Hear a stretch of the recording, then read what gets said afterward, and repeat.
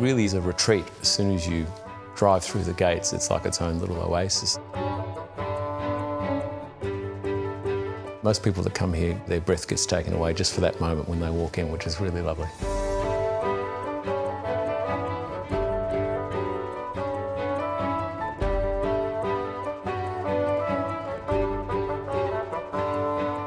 The first day I came here was very remarkable and still very strong in my memory because I'd been driving past the house. My parents had driven me past it quite often as a child.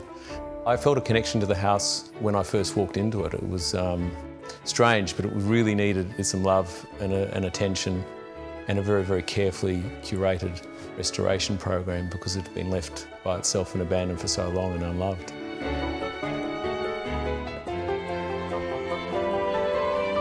People drive up the driveway, they usually lose their breath for a few moments, and then when they walk into the Great Hall, which is this space here, then they lose it again, because I think this was the space that originally was the gathering point for all the functions and events and parties that have been going on here since the 1800s.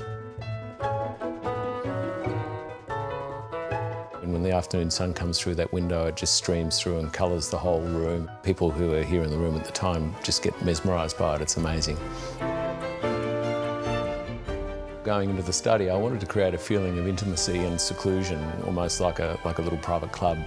And then going through into the quiet room, which is a great spot for listening to music, meditating. The table's a very special table. It is the old Richard Ponsford stand from the MCG turned into a table with the seat numbers on it. Shannon Bennett designed the space as though it was the kitchen that he wanted. If he owned the house, he would design it that way and use it. So it's fabulous that it can be used intimately or, once again, for medium-sized families or beyond that into grand entertaining.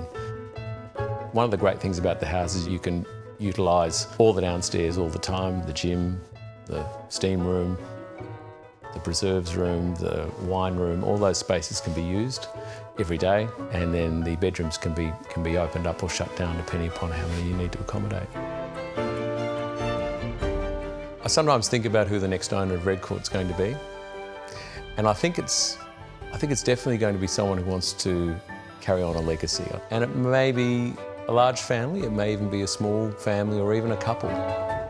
But I think it's someone that can appreciate a unique space and really feels a great sense of energy and warmth when they walk into the house.